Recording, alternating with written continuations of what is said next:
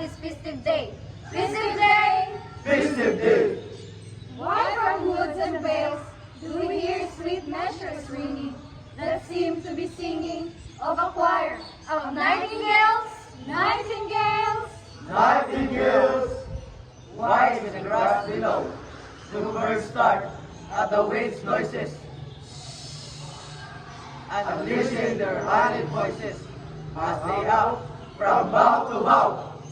Why should the spring that glows its crystalline murmur be tuning to the zephyrs' mellow crooning as among the flowers it flows? Why seems to be more endearing, more pure than on other days, the dawn's enchanting face among red clouds appearing? The reason, The reason, dear mother, is the festive day of bloom, the rose with its perfume, the birds with its harmonies. Harmonies! harmonies, and the spring that rings with laughter. Ha ha ha! Upon this joyful day, with its murmur sings to say, live happily ever after. And from that spring in the grove,